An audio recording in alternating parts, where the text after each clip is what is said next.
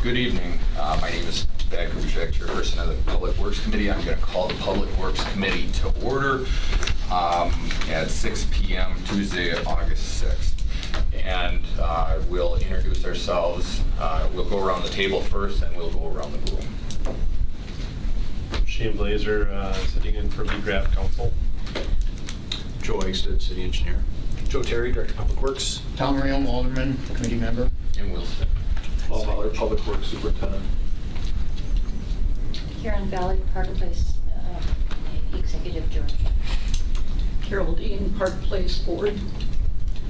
Hello, Mary Moss from the Park Place Board of Directors.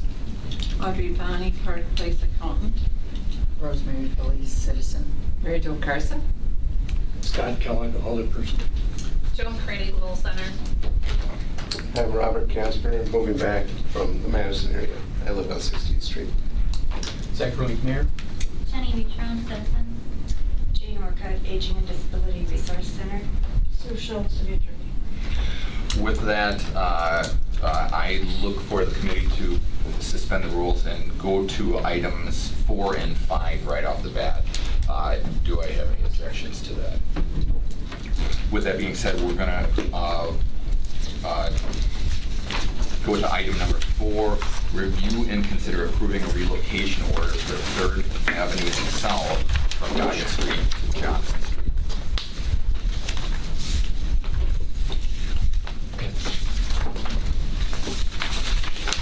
Anybody? I'm going to speak to 5. I won't speak to 4. So I'll let one of these two folks speak to number 4 since I don't have anything to say. So the document that you have in front of you is the relocation order and right-of-way plat for the 3rd Avenue realignment project. The relocation order, if approved, will get put on file at the county clerk's office. Basically, it's the first step in reestablishing the right-of-way for that project. So I know it comes before the next item. From a staff perspective, it's good to put the utilities on notice and start to prepare. It kind of just, there isn't any set timeline for it. So the document's complete. From this perspective, the next step would be an approval of that document. There are a few interests that are required, primarily utility release of rights, along with a small land swap with the Mead-Witter Foundation property at the corner of 3rd Avenue and Johnson Street. So that's what the plat's defining. So all it is a plat. Anything from the committee?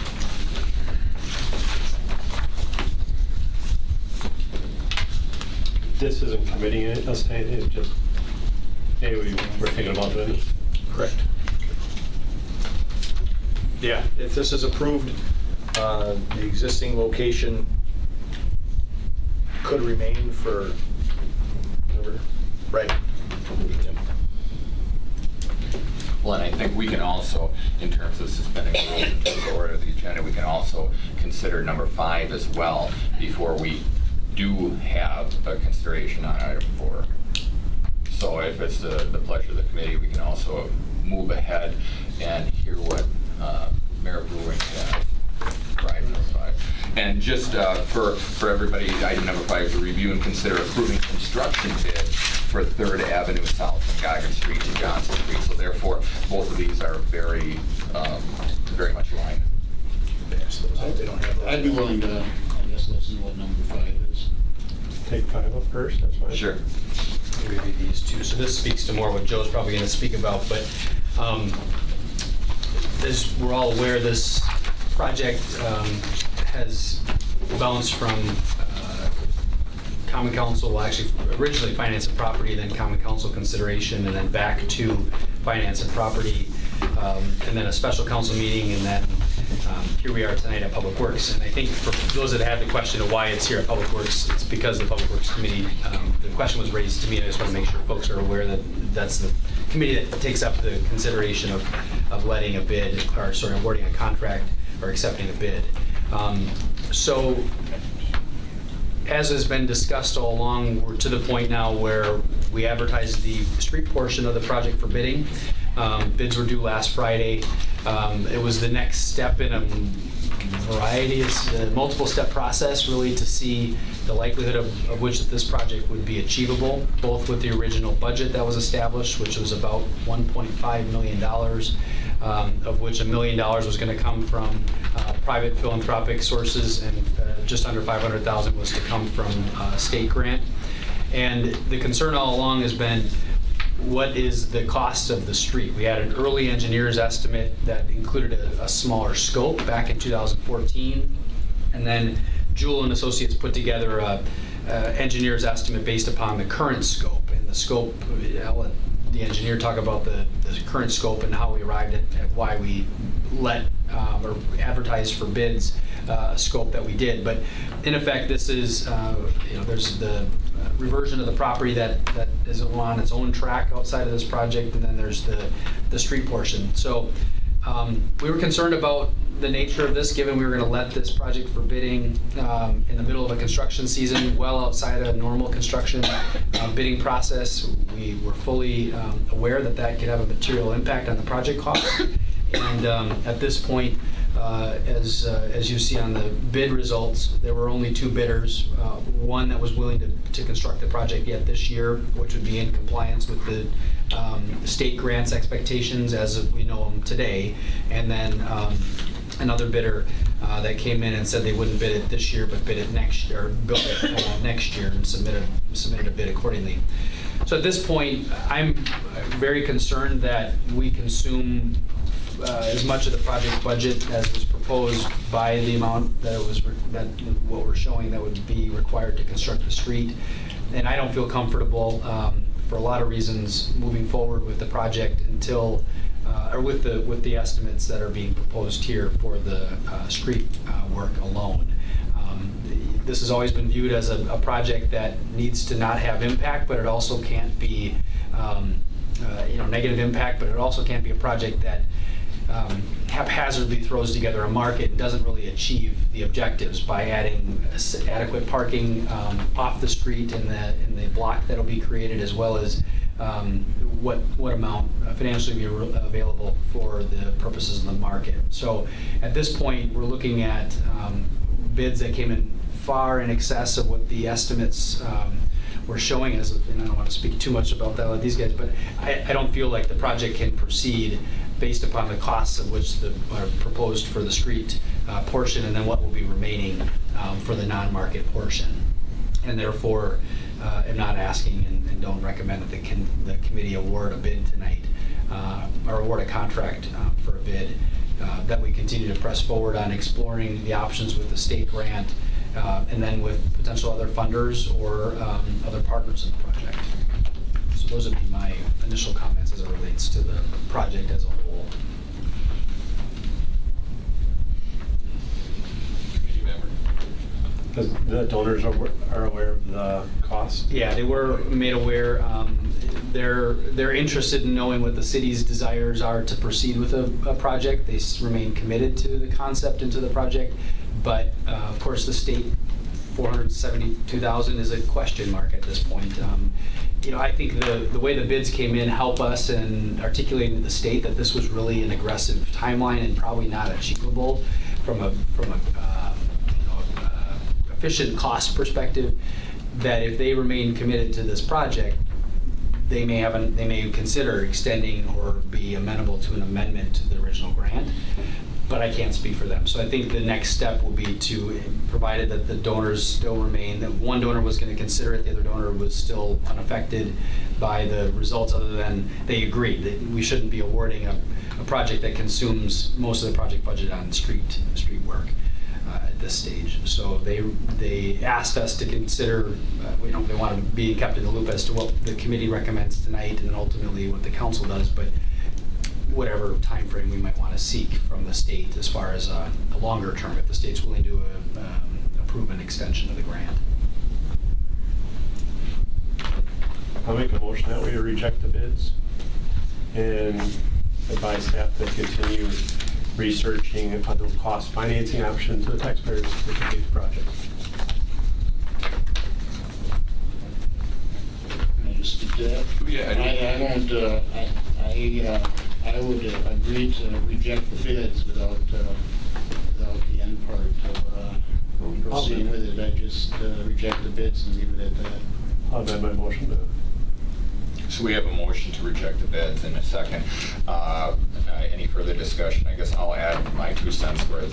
I think that this potentially could have been a project that we could have worked with, obviously, the cost, but I challenged the notion of having this be on the Public Works agenda, and the reason why I do is because I have got very little information on the scope of the project and how fast this project was initiated, and being the circumstances that it is, it seemed kind of rushed, but just the lack of information, and I do acknowledge that I was gone last meeting during a special meeting, but this should have, in my opinion, been on finance and property agenda. But moving forward, I would like to make a non-binding recommendation that the city council is informed more on this. Because again, this isn't a project that was on a capital improvements plan. This isn't something that we were looking at, or at least that I was aware that we were looking at. And if it's the council's responsibility, if it's the committee's responsibility to make a recommendation to the council, and we don't know any information about that, that's very challenging for me to move forward on any particular project. And in fact, if I don't have enough information compelling me that this is something that is very necessary, I have to remain with the status quo. So in this particular situation, like I said, I'm just using my 2 cents, my time allotted to me with being the chairperson. But I think that we could, moving forward, work with community members, work with foundations, work with the council to have more information provided so that we can have a better expectation of what we want to see moving forward. And this isn't an attack on anybody, but it is something that is a suggestion of collaboration. And maybe I'm misunderstood, maybe I missed an email or something, but for the little of information that I got on this, and how fast we're moving, I thought that was inappropriate. So, but with that being said, is there any more discussion, any further discussion? I was just going to ask if these guys had anything to add, but I know you're a parliamentarian. I think I history why this went to the committee. I was waiting for you, John Town, to say this is why it's at Public Works. I was waiting for that to come out. If somebody wanted, I thought maybe someone would speak before I just made a comment, I guess. For where we're at, I guess the reason I would support the motion to just deny the bids, reject them, is and basically with that, from my perspective, would be just leave it as is. I mean, just that we aren't expecting, in a few months or whatever, something to come back. I would just let it just be the end. I think there's, from affected ones that are in the building that, I don't know that concerns can be met by pursuing that. Otherwise, I think we'd be back at the same thing here if it, several months or a year from now or 2 years from now, whatever. The same concerns from that building. So from my perspective, reject the bids and then just, I guess, be done with it. I guess guess with that being said, I'd call for a vote. All those in favor of rejecting the bids, say aye. Aye. Aye. Those in favor, those opposed, motion carries. So we'll go back to item number 4. Review and consider approving a relocation order for 3rd Avenue South from Goggin Street to Johnson Street. Committee members, do we have? Because for me, what's the value of approving it at this point? Is there any value, guys, for? Only if the project were to move forward at some point. I mean, we've got the documents, so if it does move forward, we come and bring it back to committee as well, so.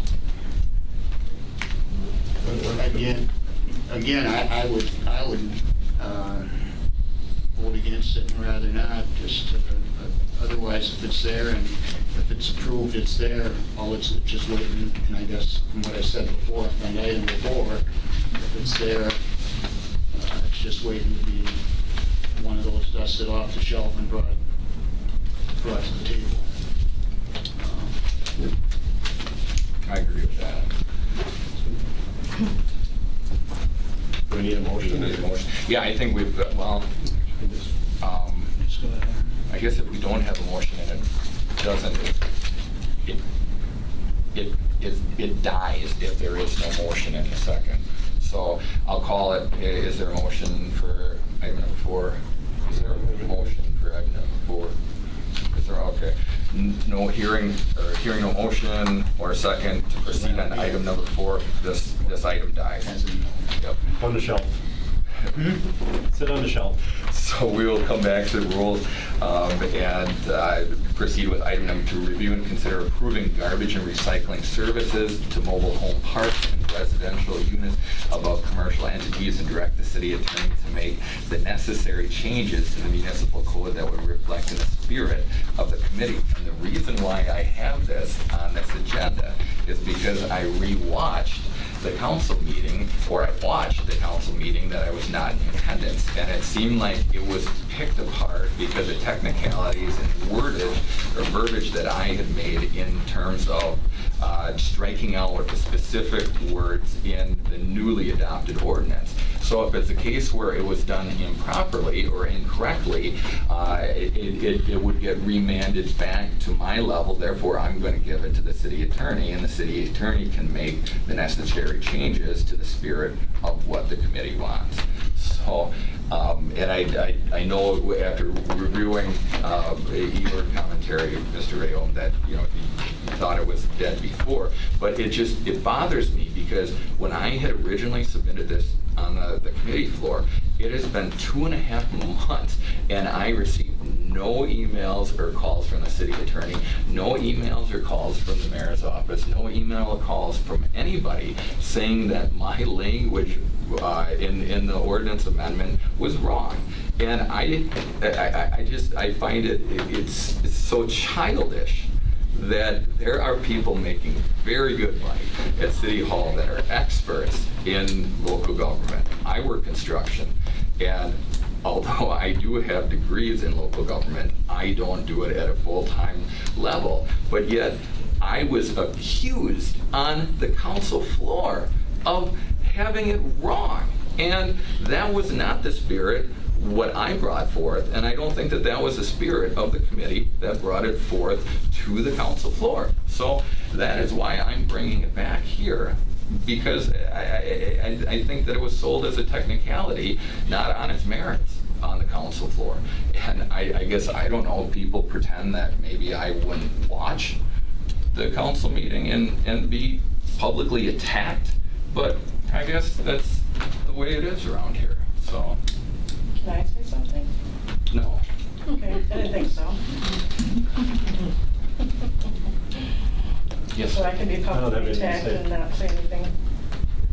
I didn't get a phone call from you. Yeah, I'll recognize you, yeah. After the first meeting, when you, okay, first off, you do the agendas and you don't share them with anybody. We have no idea what's on the agenda. We didn't find out this was on the agenda till Friday at 4:45, okay? So I don't usually, I'm not gonna spend the weekend probably working on something. All we've asked is that you give a heads up on what you want to do. If it's an ordinance, anyone else that has an ordinance, then they contact me. We work through it. What do you want and what changes? After the finance meeting, remember there was a finance meeting and a public works meeting when you were going to introduce this, we were out in the hall, and I said, do you want me to stay for the garbage ordinance? And do you recall that I asked you that? And what your response was? You said, do you want me to stay for the committee meeting? You didn't specifically say the garbage ordinance. Okay. All right, what did you respond to me with? I said, if it's relevant to you, no, you don't have to be here. I said, no. Yeah, I said, you do not have to be in attendance. So then, but I contacted your office 2 different times in the last year. How many times did you contact me back? What did you contact me about? All right, since you asked, one of them was the public records request that I asked from Alderperson Koth, when Alderperson Koth made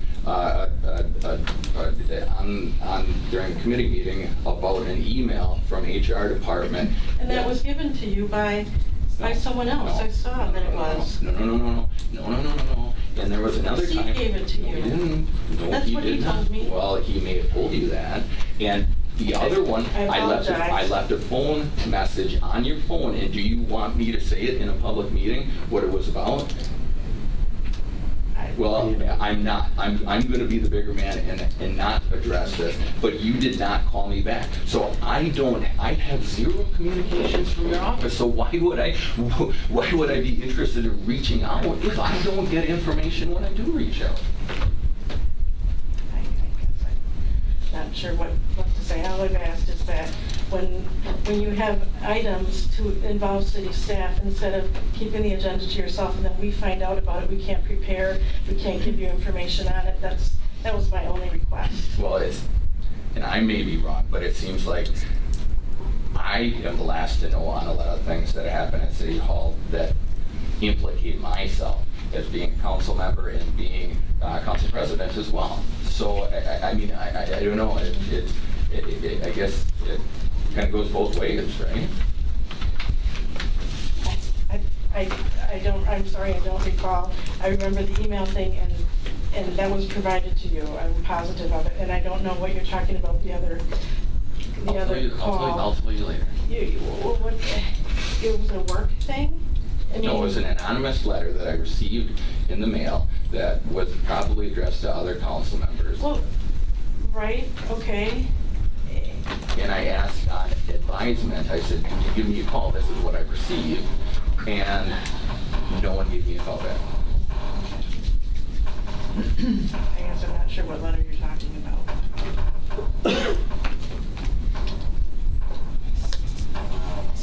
Sorry, my fault, yes, that I didn't respond. I apologize. And if that's why you're, I guess I just would ask. Well, yes, that's why I'm hesitant to reach out to City Hall, because I don't get the response. I'm sorry, I admit I'm sorry, but that's, I don't know. I don't know. I'm sorry if everyone else feels that way also. Respond to me, I think.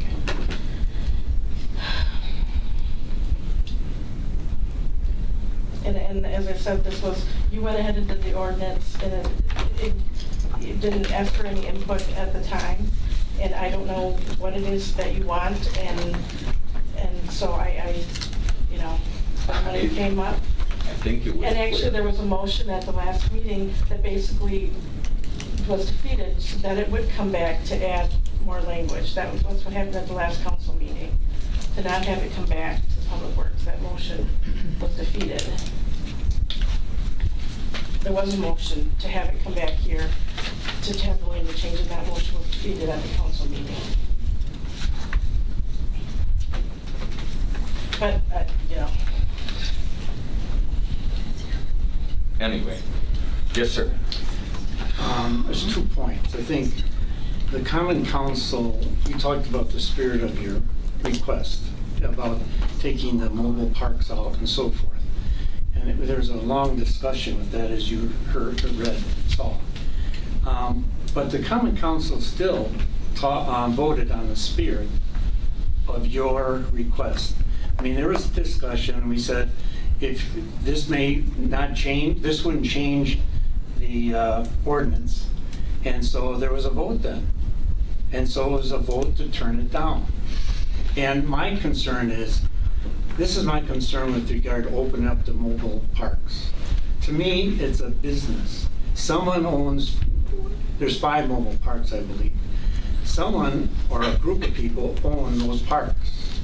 And it's a business. And we're subsidizing that business of the park. Or if there's an apartment above a house. Now, I've had calls about parsonages. I've had calls about, what else? What do you call it? Duplexes? Duplexes and others. Once we open up this, let's open up, I think we have to open up everything. Maybe we should pick up stuff at a florist. Maybe we should pick up stuff at Ace Hardware. I mean, where do you stop the commercial? In my neighborhood, my red constituents don't want to pay property taxes for commercial businesses. And so my concern is, it's out there, the vote was taken, it's in my opinion, it's working. And to open it up, then let's open it up to, it's going to open up condominiums and other things. I had a call from a person owning a condominium.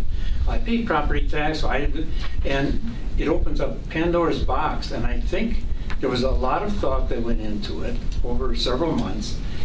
Whenever you make a change that's a major change like this, it's going to affect people.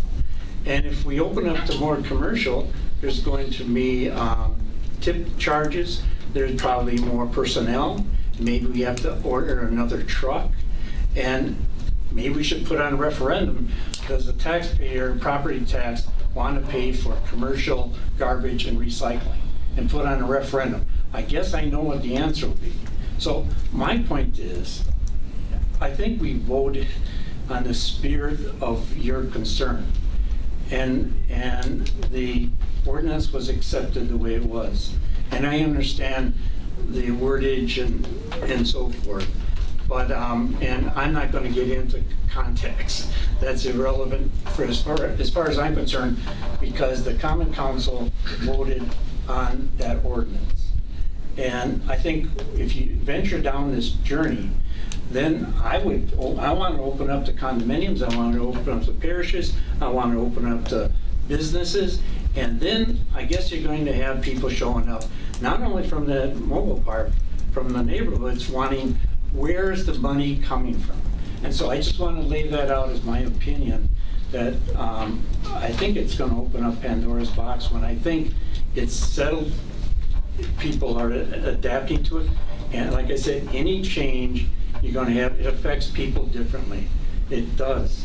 And this is a major change, but I think the change is being absorbed. People understand. I know businesses in my area along the riverfront, they got their bins or whatever they got, commercial, and they're adapted to it, they understand it. So I just want to echo that opinion as to where you might want to go with this, but I think it could step into something that maybe it shouldn't be, it's a done deal as far as I'm concerned. Thank you, Mr. Kellogg. You get it. If the debate on the council floor was specifically that, I wouldn't have cared if it failed 7-1, 8-0, or 0-8, or whatever. But that's not how it was delivered by experts that we rely upon to make our decisions. And it seemed like at least one council member was confused because it was said multiple times by the leaders and experts of the city of Wisconsin Rapids saying that if this is approved, it doesn't matter anyway. So what does that tell you if you kind of don't follow it? But that's why there was the motion to have it referred back to change that language, and that was defeated. And then they talked about the merits of it, and then the mayor talked about it, Joe Terry talked about it, about how that it had been already kind of gone through, how many meetings did we have, and then, then that's how they voted. Yeah, but it was also suggested by someone that if the spirit was intended to go into mobile home parks, we would have already gotten documents and easement rights and different things. And we were ready, the council, or the committee was ready to have mobile home parks all the way into December. Until we heard, and it started in May, and we heard from the Department of Revenue that we can't do it because that's an unfair tax with levy limits and blah, blah, blah. So the next thing we know, January's reading of the ordinance omitted residential entities above commercial businesses and mobile home parks because we were intending to sell these to the mobile home parks. The committee had the intent of allowing this to go on. But it was said at the council meeting to the city council that this was not an intent from the beginning, and that's wrong. That's wrong. The council voted on it without the mobile home parks. I guess I'm not understanding. I don't understand why. The majority voted on it to not include that. Yeah, it was voted on, yeah. But it was not the intent, and that was what was suggested. Like I said, it was on its merits. I mean, if it failed, it failed. But the process was tainted by, again, the people that we rely upon, confusing the situation, and saying that even if you guys approve it, it isn't going to do what you intended. And that's wrong. Yes. Just for clarification though, the original intent to include the mobile home parks was that service was going to be a la carte. Yes. And so was service to potentially small commercials and second carts to homes. The intent was that was going to be a la carte. The city wasn't going to require it. If they wanted to purchase those extra, they could do so with no pressure from the city whatsoever. And so, I think part of the intent was not that was going to be a service provided to the mobile home park completely at taxpayer cost, but that it was going to be an a la carte option, if I recollect. And I may not recollect correctly, but I think that was the full intent of maintaining, because we talked about that also for the commercial businesses that had a residential attach, like a downtown that had an apartment above, that was going to be an a la carte option. And it was because that was prohibited without otherwise reducing the levy that we pulled that out. When did that happen? I think that was in January. Yeah. So we were already at that point. Not that it's good, bad, or other, is we can always change our minds at any time. But poor information was offered at the last council meeting. Again, if it was a debate, if it was a straight up debate about the merits of individuals receiving, and even a cost savings measure is a legitimate argument. But again, and it was suggested multiple times that it is in the expert's opinion that even if it's approved, it isn't going to do what my original intent to have it on the council floor was, and that's terrible. That's terrible. Which is why the motion was made and the suggestion was made to let's fix it. If this is something we want to do and we want to provide to mobile homes and condominiums and whatever, then it's going to go back to Public Works. And a majority of the council said, no, we don't like that idea. And this is, and I just, that was the sequence. Well, I can't speak for anybody else on the council, so I can't speak to why. But I was confused myself. I had to rewatch it twice because I didn't understand. It was amazing, entertaining, I guess. So as far as that being on the agenda right now, I don't want to waste any more time talking about this. I was just going to say, obviously, I was on the other side of the vote. And I guess, going to Scott's point of view is that, the decision was made by the majority of the council with the mayor's tiebreaker vote. And, I think there's some miscommunication amongst council and staff. And, maybe that's an agenda item for another meeting that we need to figure out on discussions on agendas. And my complaint's always been Friday afternoon council agendas. How do we work on that over the weekend and stuff like that, so, but to Scott's point though, I think it's unfortunately just time to move on.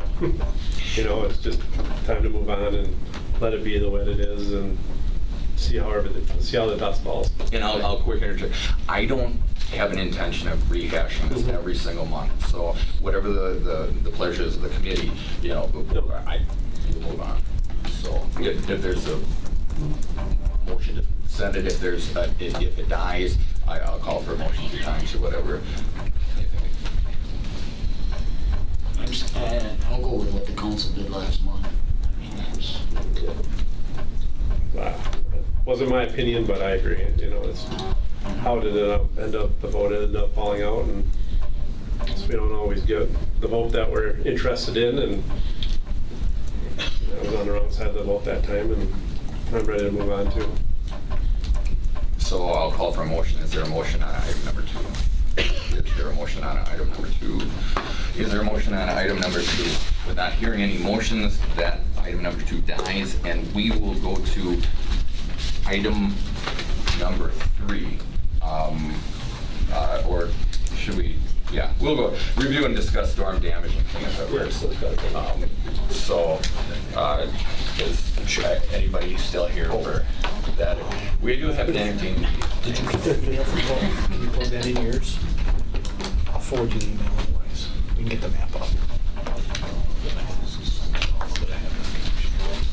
Is that right here? You guys need to go. It's no offense if you get up and on. I was just gonna say, we don't consider it inconsiderate. Unfortunately, I forgot to bring my passport. So I do have a map that I can share. Paul can describe the map, and you guys can pass that around. I think that's the map you showed me. I saw it already.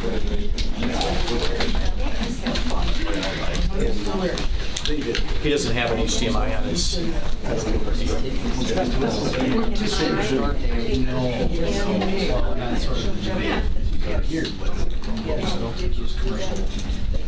I don't know if it sits so far away if you want.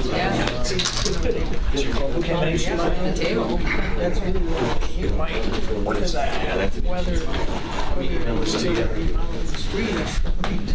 I got my email clicked up on the first tab. For whatever it's worth, because I attend Water and Light, and so does Tom, one person called, I had no complaints. And one person complained, and I tactfully tried to explain to him that this is not your typical storm, and he said, they spend $5,000 to $10,000 a year trimming trees. They have a regular process of replacing poles, because I've been at those meetings. I mean, these trees were totally ripped out. I mean, it wasn't a branch falling, as we all know. And I'm going to, as far as I'm concerned, when I show up to their next meeting, I'm just going to compliment them. Absolutely. Just as a common council person, because I think our literacy was up for five or 6 days, but considering the massive mess it was, I think they did a heck of a good job. So. And organizing and juggling all the other linemen and utilities here too. No one getting hurt. I mean, it was crazy. That's one phone company. The phone company, yeah. On this Chromebook, I don't know. Do you know how to make, can you manipulate that photo and make it full screen? Do you know how to do that? I'm not. Yeah, here, let's see. If so. Matt, could I just tell you that you need to thank your guys on both sides? Yeah. Oh, absolutely. Yeah. Because that street department was remarkable. And they're not done. I mean, there's a lot more needs to be done, unfortunately. But I had my neighbors calling me and saying, man, they got sweepers, I mean, they got brooms, they got dustpans. Yeah. It was wonderful. So please tell them, many people appreciate what both did. That needs to be shared because they don't hear it, you know. Yeah. I'm trying Excellent. to here. I hope you. Thank you for letting me. Picture's huge, but you can. And call it serendipity or what, but just to be able to have the lull in our construction schedule and just to be able to pause and get the town looking clean. I mean, it doesn't look like a war zone. We're having FEMA in town next week. We found out today. Oh, good. And I'm a little afraid because the town looks great. I mean, aside from Oh, no, the tree damage, in terms of what it looked like. There's a lot to do. From what it looked like, though, those folks are going to see a pretty well cleaned up. I mean, yeah, in comparison to other. Stay away from the expressway. Well, right. So we're going That's to not take a them. good road. We're going to take them on some of the, Better roads. Yeah, Robinson Park, and I mean, they're going to be able to see it. It's not like that's what the way their decision went, but just the point that it does look, the town looks a lot Yeah, better a lot than better what it than it did was. the week after the event and for 2 weeks. So Still come by my thanks. house if you want. Come see my house too Laying with the down tree. on top of each Yeah. other. Yeah. And from a cost standpoint, just while we're waiting for whatever they're loading, Wood County Emergency Management, the city and other agencies are meeting tomorrow to go over the costs, and those costs will then be relayed to FEMA based upon whatever our expenses are to date. So we certainly hope for some state or federal assistance to cover some of the costs that at least, I mean, it's really a public works event by and large. And the costs that we've incurred really have been, as has been discussed, labor and equipment resources. So to the extent that there is enough to declare, well, we've already declared the disaster designation or call for disaster designation, and that was declared by the governor. So hopefully we'll be successful in receiving some support, and we won't know until well after probably next week. So. And that's to aid in the city's costs? Right, because right now it's truly our cost. Yeah. For some reason, I'm unable to I think the extend this, so tally, we'll just have to talk about the tally, it. but Probably don't look. Yeah, so anyways, what I did is I should have just sent it to you guys so that you would have had it, but, so obviously the first call for the storm came in at 10:15 on Saturday and came from dispatch and they said, you got lots of street problems and you better get everybody in here. Well, street problems were driveway problems also, and it took us probably a half hour to get in, myself included. I had a tree across my driveway. I wasn't home when I took the call. And so we got in, and obviously the garage didn't have power.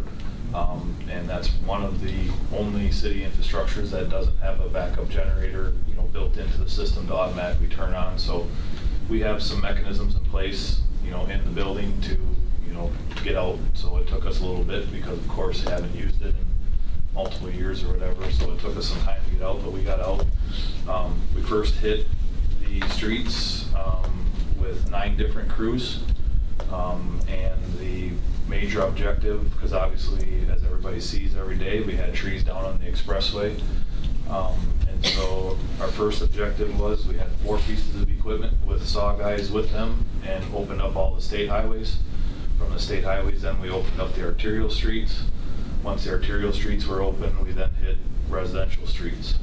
Obviously, with this storm, there wasn't just power lines down, communication lines. We also had many uprooted trees that pulled out gas services or mains, so down in your neck of the woods off of 2 Mile Avenue, there was a relatively large gas leak, and so the fire department was concerned about that, and there was also hard times communications with the gas companies through dispatch just because of the amount of phone calls that were coming on and stuff like that. What streets did you have closed, Paul? I would be guessing, but it was 3 pages, Right, about 100 by 11. I would less than that probably, but it was pretty substantial.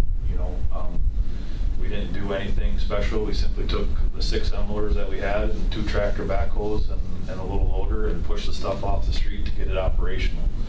Well, we had barricades up to Yep. prevent the public from. Yep. Any place where there was interrupting with power the power lines lines. or communication lines in the whatever, it took us some time. We had 2 people doing it, but so then obviously the mayor rolled out the EOC. There was some communications with the emergency government and things like that. Joe had the privilege of being in Colorado when the storm came or whatever, so we handled it or whatever, but we chose on Saturday to extend the hours at the compost site.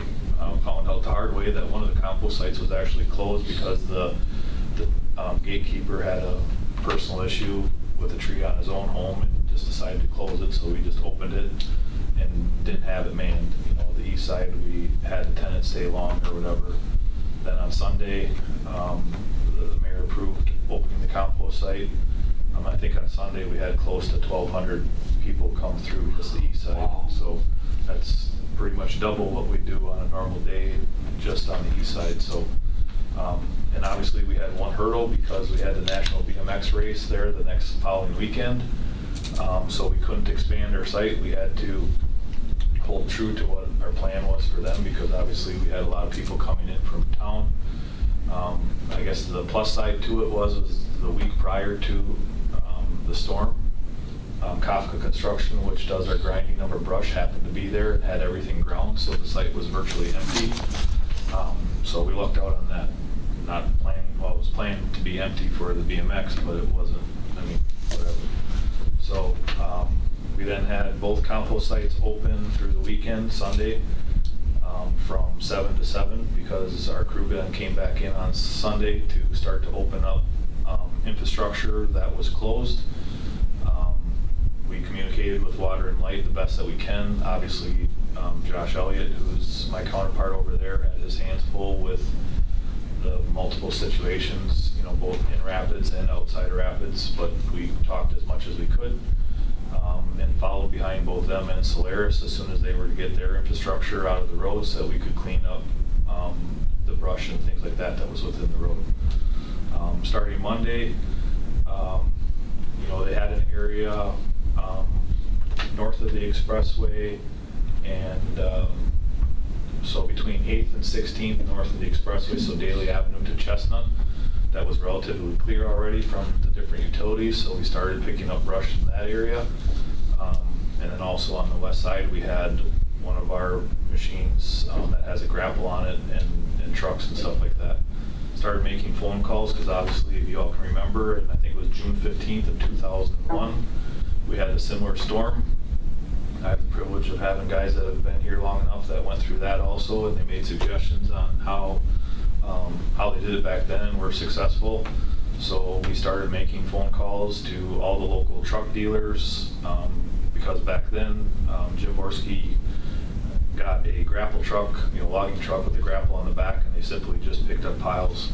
Unfortunately, no one in the area all the way up to Michigan had one available.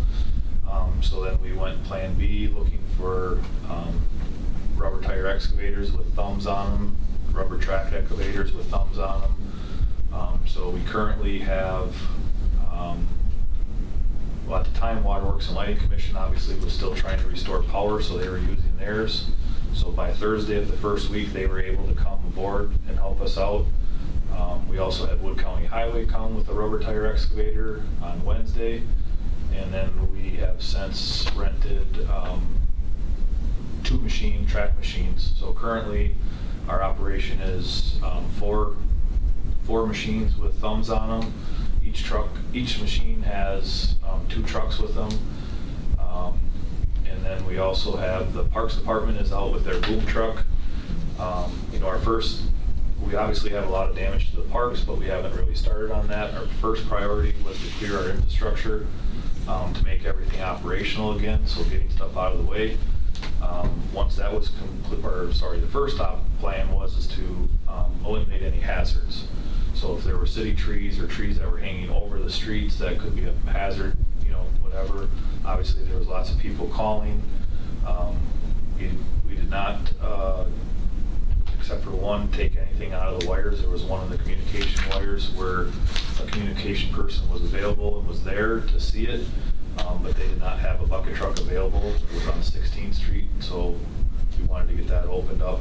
Otherwise, we did not touch anything that was in the wires, both power and or communication, because something that we did could cause damage to their infrastructure, then we'd be liable. So once we eliminated all the liabilities, then we moved to opening up our infrastructure, making sure the bike trails were open, city zoos and things like that. Obviously, we had to close some of our parks facilities because of the lack of power in those also. It was determined that the damage at Robinson Park was so extensive that it didn't really pay for us to try to attack it, so we've searched out a few local contractors that were in the area and got pricing from them. And I believe they're starting tomorrow to clean up the trees that are up there. They're out there now. So they had they were doing some work for the school district. So lots of phone calls trying to find, help outside. I mean, not necessarily help, but equipment or whatever that can help us. As the mayor alluded to, when we first started, the weekend of the 21st, 22nd, we were in the middle of our East Grand Avenue project. And so it was my choice to continue on with our construction crew to get that portion of the project done so that we wouldn't inconvenience all those businesses that were along East Grand Avenue. We had 3 days worth of work there to do. And then we also had a individual that had not had sanitary service for, 2 weeks, 3 weeks or whatever. So we had 2 small projects or a couple days worth of work to do, which I felt was acceptable because, at that time, Water and Light still had thousands of people without power, and we didn't necessarily have a whole lot of places for us to go. So we completed that project. We then sat down and looked at our next construction project, which is Chase Street, and the amount of work that we have there, and we felt that we had a little bit of room there. And so we chose to shut that down for a week, which we would have started that obviously on Monday. We're now going to start it on Monday the 12th. So we are able to have all hands on deck in order to get after all these brush piles that are out there. I don't know if everyone was able to see the map. Unfortunately, we can't get it on the TV. But as of last Friday, I would say we're probably at 60% of the city. We still attack it with 4 mechanical crews. Each of those have two trucks that are hauling with them. We haul anywhere from 80 to 90 dump truck loads of brush a day. We have, since the BMX race, Kafka Construction, who does our grinding, has come back because the east side was full. And we actually Monday started to expand into the yard waste area with our brush. So they were in there on Monday, only half a day because the machine broke down. Then they got back up and running Tuesday, and they ground everything Tuesday, Wednesday, Thursday, which, just for information purposes, it normally takes them 1 day to grind that pile, and it virtually took them 3.5. So we virtually had 3 times the quantity over there. I have requested from them the amount of loads of brush that loads of wood chips that they've hauled out, because it's clean already. They did their due diligence to get it out of there for us, just because they know how small the site is. And they have since moved to the town of Grant to do some work out there, because obviously they were hit and have a small site also. One thing to say too is that the Monday after the storm, the town of Grand Rapids did open up their site again, so that did take some pressure off of us. But if you were in that area, there was people taking half hour to 45 minutes to get into our compost site, and we tried our best to say go to the west side because it's twice the site, so. But yeah, as of Friday, I personally feel that we're 60% of the way through, especially now here after Tuesday. Pretty much everything south of the expressway and in the Washington School area, actually let's say south of Baker Street and in the Washington School area, has been gone through once. We are going to be taking a machine that was on the east side. Obviously it's a larger area, so we're starting to run into each other. We're going to take the machine from the east side after today and go to the west side, so we'll have 2 pieces of equipment on each side of the river. We also have 1 crew running around with just the brush chipper, getting the smaller piles, just to try to alleviate that, so that it's not,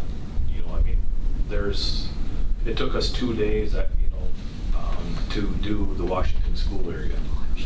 And that's just from 26th through 32nd Street. We also had 2 days from the expressway to 26th, so 1 week in just that little, mile and a half square probably. So there's areas that you can make a lot of time, and there's areas, like just north of, by your place, Mary Jo, I look down the street and it's like, man, it looks like a normal brush pickup, you know? There's probably 20 big piles in the whole area, but then you go south of the airport and it's, you know, you don't move for hours, you know, so people have been very good. You know, I appreciate that, Mary Jo, making that compliment, but we have been receiving phone calls of individuals saying thank you for what we're doing. Good. You know, they're doing what they are. You know, our guys have, so we had 26 hours on Saturday and Sunday, and then they worked 50-hour weeks, you know, for 2 weeks thereafter, and so now this week it's all voluntary. We're not requiring people to stay, but there's still 75% of them that are staying when they can. Obviously, most of our staff is Rapids residents and have issues in their own backyards and things like that they want to take care of also. So they're doing a great job. They're working hard and they're working together. And like I say, in my opinion, here by the middle of August, we should have gone through everything at least once. We are kind of double backing right now already with our seasonal employees and just brush trucks because the piles are smaller, but and they're more or less just writing down large piles that they see. But yeah, like I say, we probably have a good 2 weeks worth of work to get through at once yet, but I could be wrong. It could be a week, you know. So like I say, next week we are going to start our construction projects again. And Water and Light had to pull away because they had some water issues versus, you know, some fire hydrants that broke or water main breaks in the middle of summer, you wouldn't think, but they had some issues that they had to take care of, and they'll probably come back and help us once they get that stuff taken care of, so. I'd like to add also that we have sat down and Paul's worked on revising our maintenance work schedule. This time of the year is the time of the year that we would normally be doing all of our chip seal work. And we have so much brush work to do, so we've canceled our rental of the equipment and oil purchase for that, but we're going to convert those dollars and look at doing some you know, some overlay projects where we'll just be using the material money for those maintenance pieces that we'd be otherwise hiring out, and then we'll continue to use our staff for the collection work. So you know, I think it's as efficient as what we can do with what we've got. Thanks for your leadership too. It's a big job. Yeah, it's not just me, you know, I mean, No, I know. Matt Graff has been putting in a lot of hours, Matt Heidman has been putting in a lot of hours in, and everybody is, you know, staying The staff calm too, and- you chase a chipper around for 10 hours and then do it for 3 weeks. I can't say enough for the staff. Yeah. That's hard work. Yeah, you know, and obviously, Scott, you obviously didn't hear that or whatever, but, you know, that was the first thing that was addressed Monday morning after the storm event is that we have a lot of work to do, but it's gonna be there tomorrow. You know, it's gonna be there the next day. You know, it's extremely unfortunate that young man from Solaris got hurt. And that's why I said, I don't care if it takes us 2 months, but the most important thing is that everybody goes home at the end of the day. Exactly. You know, and we said it Monday, like I said it Monday morning, and I think we've said it since then too, you know, reminding, because our staff is changing. You know, like I said, I'm fortunate to have guys that have been here for 25 to 35 years that know how to do it the right way to help lead some of these newer employees that are gung-ho, you know, and we sat down, and there's situations that we were in that we haven't been in, and it's like, okay, what are we gonna do? What's gonna happen here? We're gonna talk through this before we start it, you know, just so that everybody is acceptable with the plan, that we're gonna attack that tree or whatever, you know, because each tree is different, you know, and that's, they've done a great job in taking their time and been safe. And like I said, besides a pinched finger, and I think we had one other silly thing, you know, like a branch catching them or whatever, you know, going through the chipper. Knock on wood, they've done a great job and gone home safe at the end of the day. So. Amen. Just a great job. The mess we had, it's amazing that that it looks probably as good as it does, really. I was going to also say, I was I was impressed, my mom lives over in the Grove School area, and they had been without power for a few days, and the police department was, officers were going around, walking through the neighborhood, knocking on doors and checking in on people, and that impressed me. Yeah. Well, I think in overall, everybody, you know, and I don't know if we have this on here, but, you know, to officially make a resolution or a recommendation to acknowledge everybody going all the way down to even summer help, you know, and I seen summer help at on Sunday, the following Sunday at the East Side Compost Site, as well as the West Side Compost Site. So, I mean, everybody did a wonderful job, regardless of the position, regardless of title. It could have been a lot worse. So, and with you being here, would you tell your crew, you know, a great job from this committee? With that, is there anything? I just had a quick, Alderperson Rayham had inquired about Robinson Park and the cleanup plans for that. I know you called, and I understand that Matt Heidemann is connected with a vendor to do the cleanup at that park. And so that'll be privately contracted based upon the nature of it and the amount of timber that's down. So I just wanted to, for the record, state that because you had called and asked, and I know the contractors came before us today. So I don't know if you had anything specific to clean up and what you're hearing about in the community wanting to do something with that, but I just figured I would mention.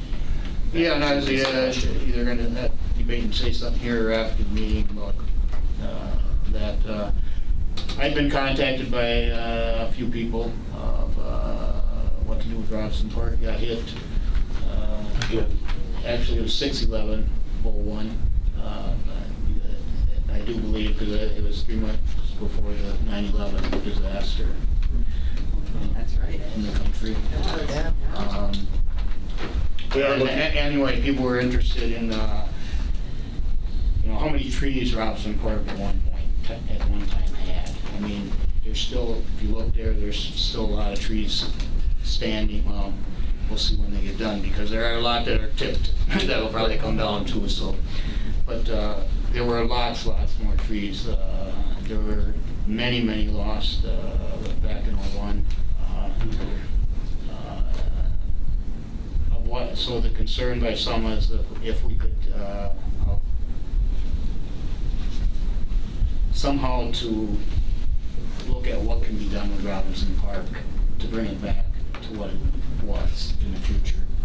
And some had thoughts of if wood could be saved or whatever to use lumber out of it if it could be done. I had a call again this morning, I think, as actually if a log even could be kept as and somehow preserved as, and somebody that would maybe write a history of what's happened in the park and that it has survived and that it's being looked at to somehow rejuvenate. There are a group of people, I don't know who they all are yet, that are looking at having a meeting specifically about Robinson Park, what can be done with it and that. So that's just, and I called the mayor for that reason because I've been contacted about it. I think you had said that actually staff had met the day before even that I called you. I think you had said on that. So there, you know, some had thought if wood could be saved from that and something done with that.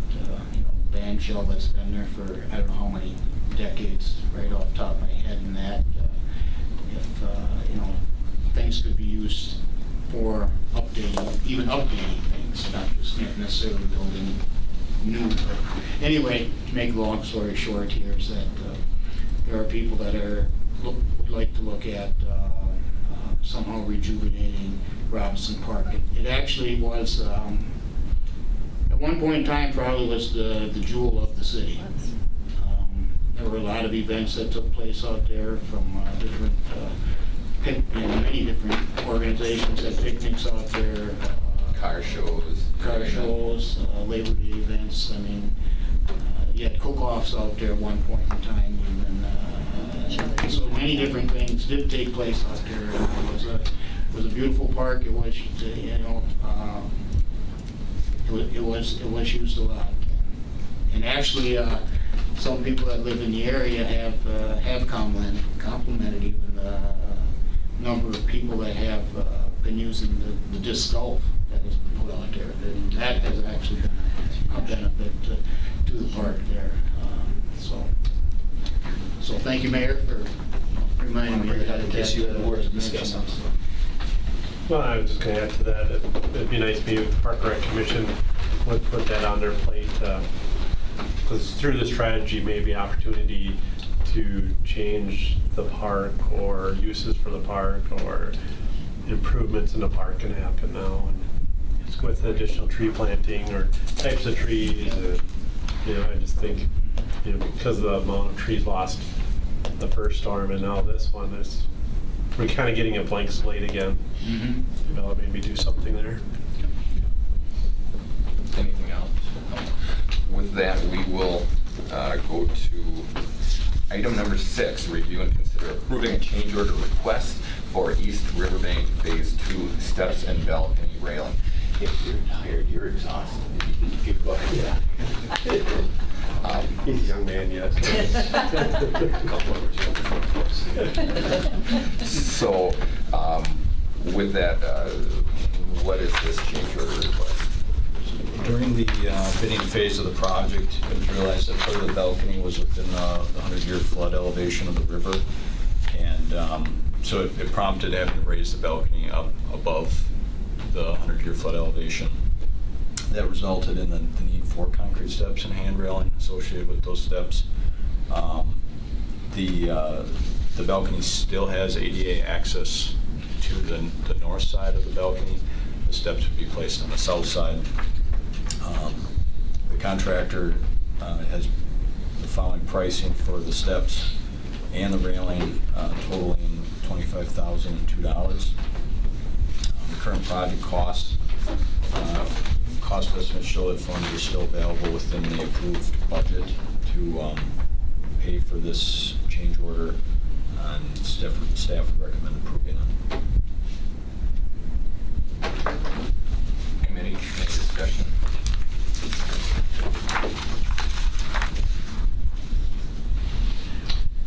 Where is this, or where? So it's in Veterans Park. It's the balcony that extends cantilevers over the river wall. Just south of the Jackson Street Bridge. Yeah. Oh, okay. If you take a drive by there, you'll see that work taking That's place where cut down that there. wall is cut Okay. down there. I noticed that coming here tonight. Yeah. Okay.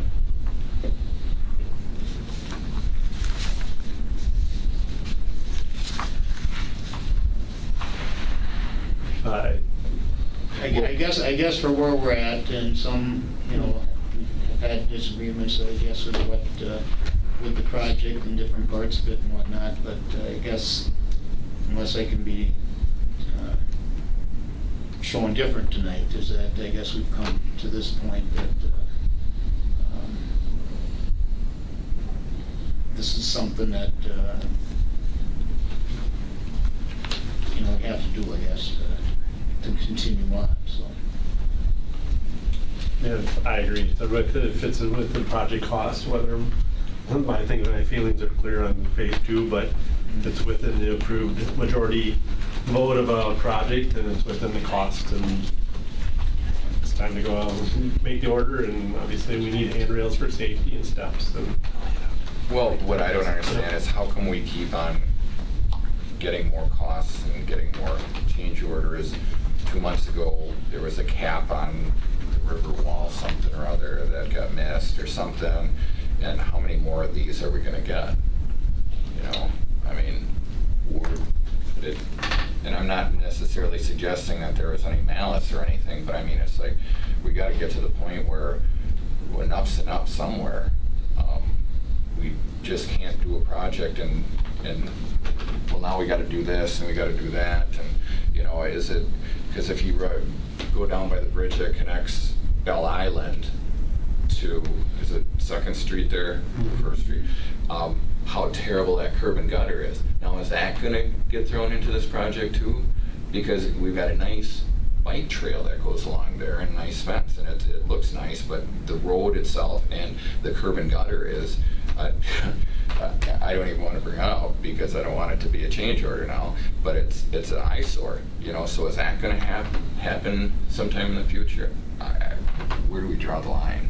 You know, I mean, $25,000 in the advent, especially looking at this storm, but we also got to realize that there's going to be a lot of costs associated with this storm that we're not going to get. The storm in 2001, we had applied for FEMA funds and we didn't get anything from that. So, yeah, despite the fact of disaster declaration and everything else, so right now we got to be very cognizant in terms of how we spend our money. I don't want to sway anybody out of their vote, but that's my 2 cents on council floor, on committee floor. I agree with what you said, and it did cross my mind before, is, of the cap on the wall and that, and what we had, I think, last month's meeting, maybe was that a change order we had there last month? It seems like it, but whatever. But I guess where I do agree, and then hopefully, I guess what you just mentioned about the curb and gutter there doesn't come to be. That'd be a separate project. Yeah, that's what I Be a would, street I would, project I would at some think point in so. time. I would think so. Yeah. I guess at the point we're at, I guess what would happen if we didn't? I mean, you know, and I totally appreciate where Shane, you and some others came from on this project and that, but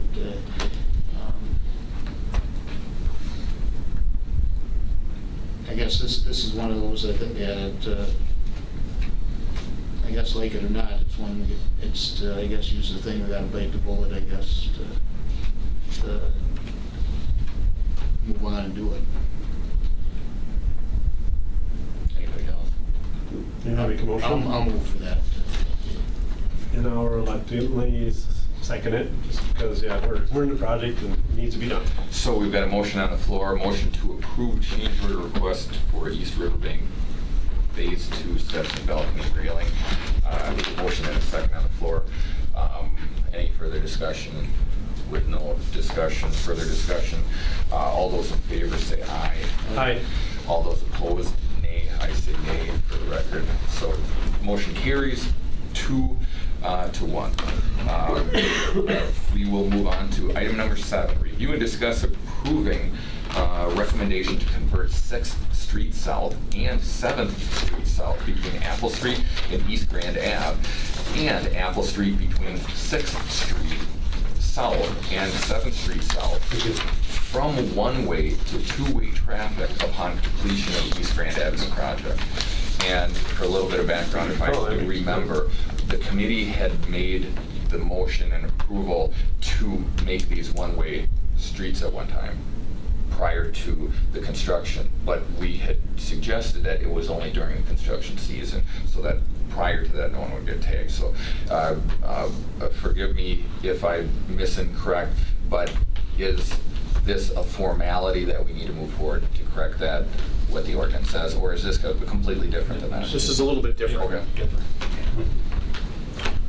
So the prior item, agenda item that was brought before the committee prior to the East Grand Avenue project was to change the existing one-way streets, 1 block off of East Grand, to two-way traffic so that vehicles could get up to the very last driveway and turn around without getting tickets. Because Grand Avenue was closed. Because Grand Avenue was closed. Yep. Yeah. So during the design phase, I'd say probably through parts of calendar year 2018, in preparations for the East Grand Avenue project, we looked at, okay, well, why were these one-way streets in here? What's the school doing? What would we want to do thereafter? We brought it to the committee just do it temporary for the time being. This request today would be to make it a permanent change from one-way to two-way streets. It would expand just from the 1 block portion between Peach Street and East Grand to all the way down to Apple Street. So that whole, I guess it's 2 blocks, 2 block area. would be converted from one-way streets to two-way on a permanent basis. The school, we had reached out to them. They didn't have any future plans other than what they're currently operating as today. The conversion would allow two-way traffic along with parking on one side of the street. And that's something that we could look at doing along with the opening of East Grand Avenue. There's some signage on East Grand Avenue that's currently in plans as one-way signage that if the committee approves it, we would change that signage out before it gets installed to allow two-way traffic. Yeah, I think it makes sense because obviously traffic patterns probably have changed greatly now that east is closed. My only thought was, or question is, so you said parking on one side of the street? It just seems like those streets are narrow in my mind unless... They are a little narrow. Yeah, so I didn't know if, what the parking would be in that, but to me it makes sense, and I would say it would definitely keep the traffic flowing in a normal pattern. And I guess just not to say no, but I guess to give something else maybe to think about with it. Why maybe not? Granted, the school is not operational now, and as it was. With somewhere, and I'm just wondering because of Whitterfield that's there. That's why the question, why I'm gonna mention what I mentioned, and maybe, I guess what I'm thinking, you guys can satisfy my mind all the way, or vice versa. You know, for 2.5 months, we have the rafters, we have the Rangers and whatnot that are there. Obviously, the largest crowds are for the rafters that are there for their 36 or whatever number of games they have for 2.5 months there in the summertime. What else we're going to be adding next spring, whenever the official opening comes to be, is going to be the aquatic center that's there. What goes through my mind is that, I guess just a question, the parking lot that's there across from east, is that the schools? I think so. Yes. Yeah, okay. Yep. Which I thought, I should have asked before the meeting, but anyway, that gets used anyway by those attending events that go on there later. Right. My thought is that with the ball field, with the aquatic center that's going to be added, is that having traffic going both ways going to interfere with people, how the parking is going to be done or used. And not necessarily interfere of how the parking would be set up, maybe, but people are going to be, say they're coming off of 8th Street and going towards the, towards east there, towards the school. How are we going to make the entrance in, and it's schools, but into that parking that's there? That would be a quite entrance and exit. My assumption would be the entrance would be coming in in front of the school there and exiting onto Apple Street, something like that. The other thing is that there's parking there that's it's angle parking along the field itself on Apple Street.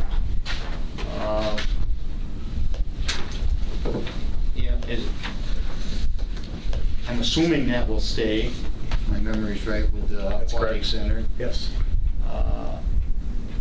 People coming off of 8th, they can swing across to make an angle park, which is, legal to do. I'm just wondering, has gone through my mind, and not that, just wondering, and I just wanted to mention it, is that, and if there's only going to then be parking on one side of the streets,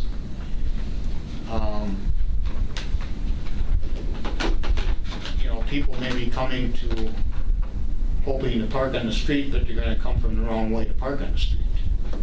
Say on 6th Street there, there's only, if parking's only on one side, that, I mean, whichever side it's gonna be on, if it's.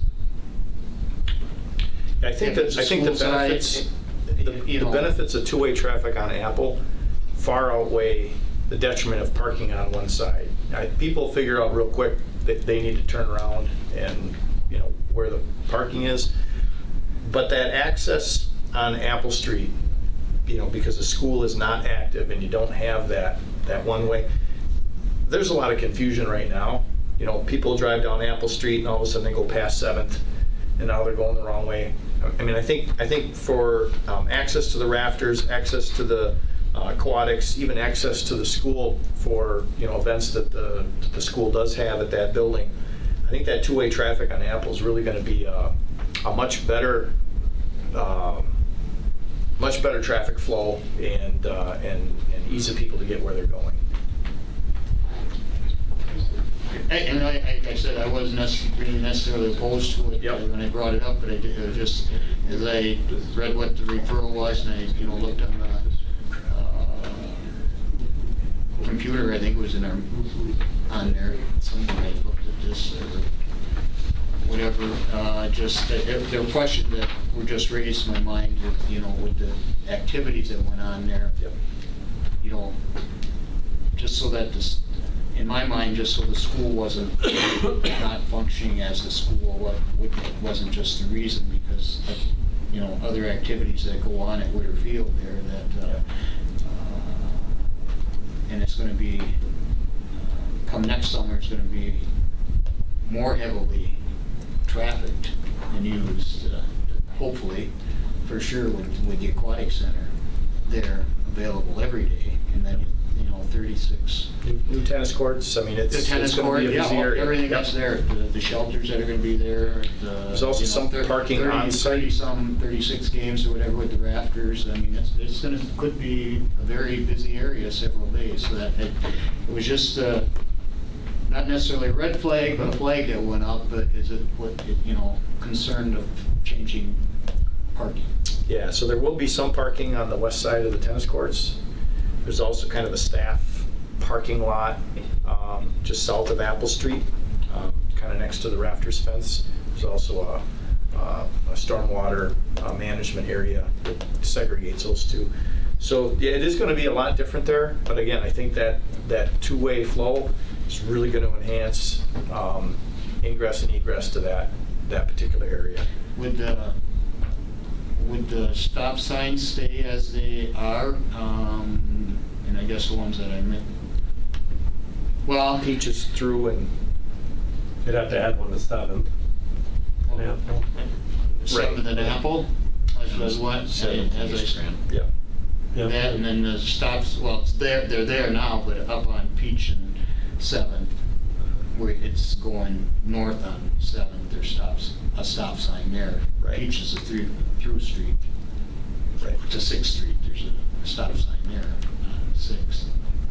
Is there any visibility issue going back to the east, going south on 7th? Because that's a offset intersection, kind of. Which one is that? Going south on 7th 7th Peach. Street and Peach. We can look and see if there's any vegetation or any. Yeah, I just know when you're going north on 7th, then you have to look to the west. It would be Towards difficult. Taco John's, it can be difficult sometimes. Yeah, it is. Yeah, that's it. I think it definitely changed the traffic flow pattern because people won't have to worry about going around the one-ways. You can get on Apple and take it straight down. And the back office, the rafters there. Right. And there's a lot of people that are, I mean, we get probably a dozen complaints a year of people going the wrong way to the baseball games or going to the or the middle school to work out or whatever, that they just sneak through that one block quick, you know, and all of a sudden somebody's sitting there and they don't look and, you know, whatever, so. Didn't we at one time listen to Apple Street one way all the way to 8th Street? I think probably, not in my time, but I think. Seems like it was at one time, and then we had, I think, that, allow them to come to that. Well, I think with, I think that for people maybe that were living on 7th or something even, otherwise they had to circle around the 6th and come up on the, come up 6th on Apple and then to get on the 7th. It seems like it might have, or maybe we wanted to make it one way all the way, but I think it was at one point in time. I'll make a motion that we approve converting 6th Street South, 7th Street South between Apple and East Grand Avenue and Apple between 6th Street and 7th Street from one-way to two-way upon the completion of the project. Give that a shot. I'll second that. The motion on the floor in a second to approve turning one ways into two ways is further discussion. I'll add my 2 cents, I guess, and I don't necessarily am opposed to anything radically with this, but this is a case where without advocacy, I perceive some safety issues, and the times that I've gone to the Raptors games in the past or Eastern High, been parked in that parking lot or parked along that way, you cognitively knew that traffic was only coming one way. So people are conditioned to running across the street. Little kids are parking in that parking lot, running across the street for a Raptors game, and looking only one way because it's been that way for such a long time. Especially with adding tennis courts, aquatic center, and everything else, park area, I have a genuine fear that that's going to open up a safety hazard until people get used to it. And especially, are we jumping to conclusions right away? And maybe I should have spoke before a motion was made.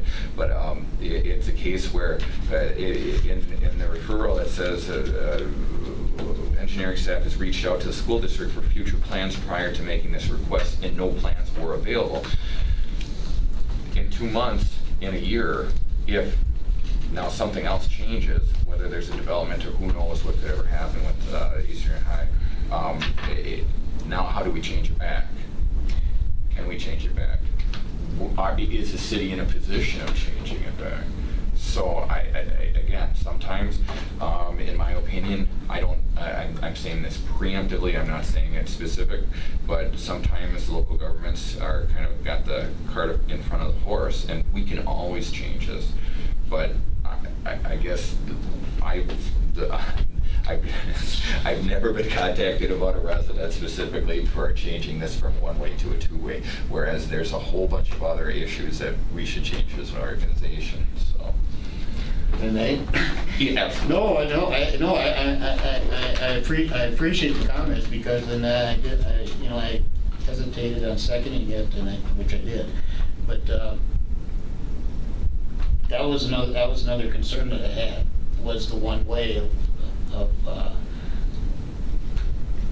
people that are leaving the venue are all coming from one way. And the traffic pattern out of the parking lot, Yeah. everything else. And that was another concern that I had, but I didn't think of it. But even then, is they leave that parking lot on the Apple. It wasn't like you were,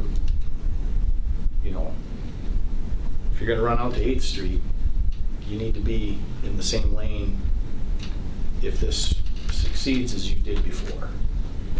Yeah, because I believe it's left. I believe it's designated at 7th Street with a left side left turn lane, and the right side is the straight eastbound out lane. There's a designated channel in there. Sorry. No, absolutely. Yes, sir. Yeah, and I people in this town get used to it, when we switched when that one way in front of the bars on first and second were flip-flopped, people got used to it, and it's people adjust, and, East has been closed for a while, and I don't foresee any time in the future that's gonna be opened up and used as a school again, and I like to make my decisions based on what we have at hand and not what might be down the road or what has been, and to me, it just makes sense to get Apple going two ways and just keep that traffic flowing and maybe pull some of that traffic off of 7th Street there in front of those residences and and Apple can be 2 ways. I'm in favor of the Apple being 2 ways, so 6th and 7th naturally have to go 2 ways then. Just my thoughts.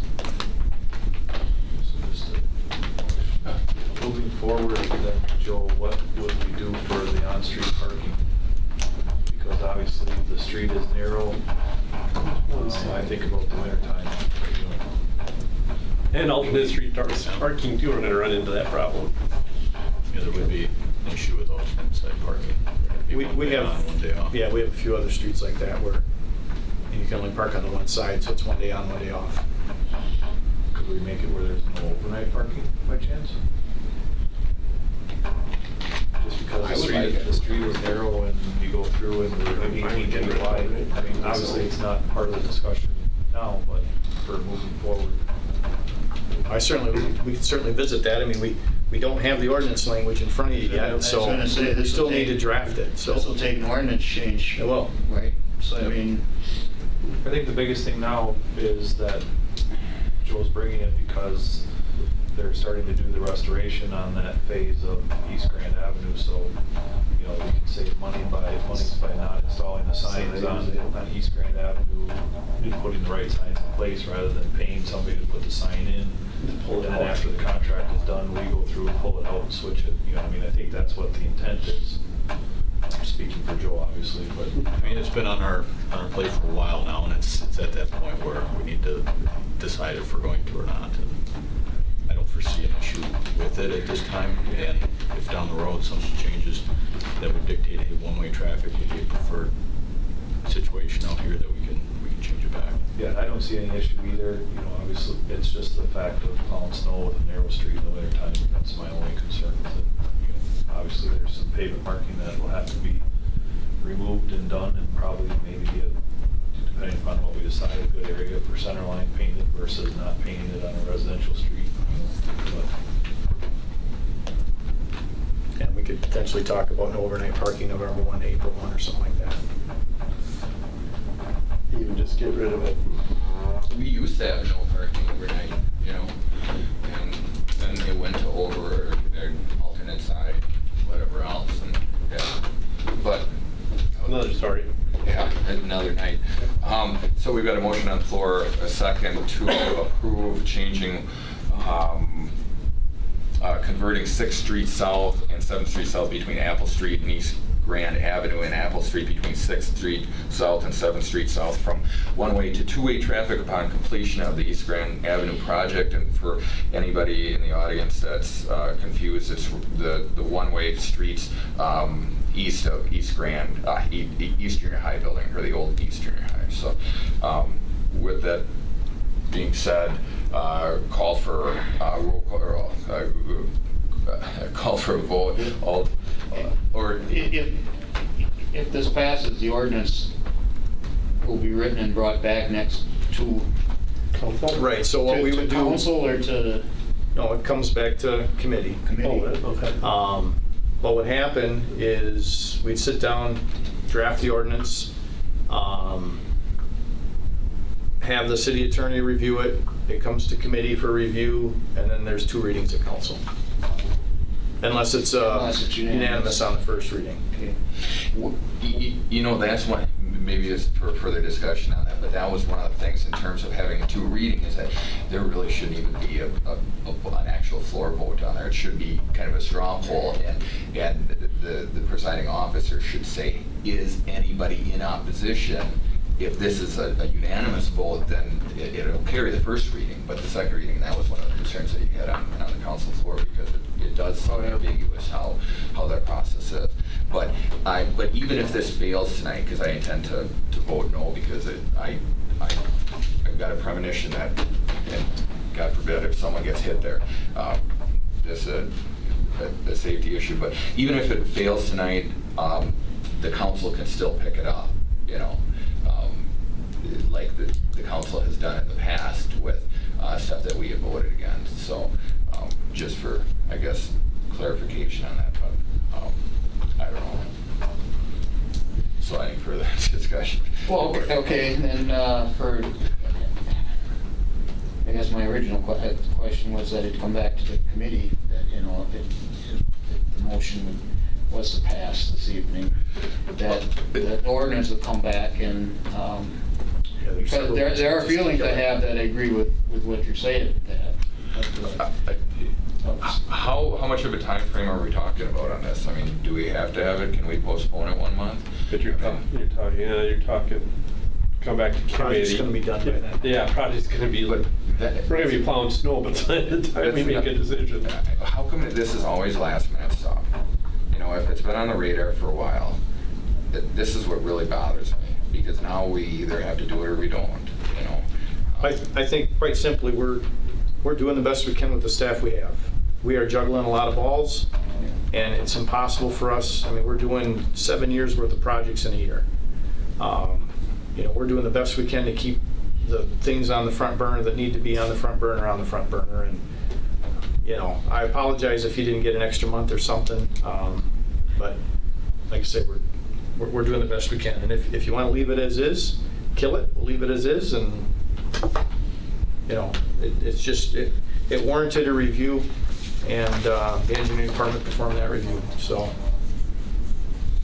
Yeah, like I said, but now that East closed it, the whole traffic there's probably nowhere near anything like it was.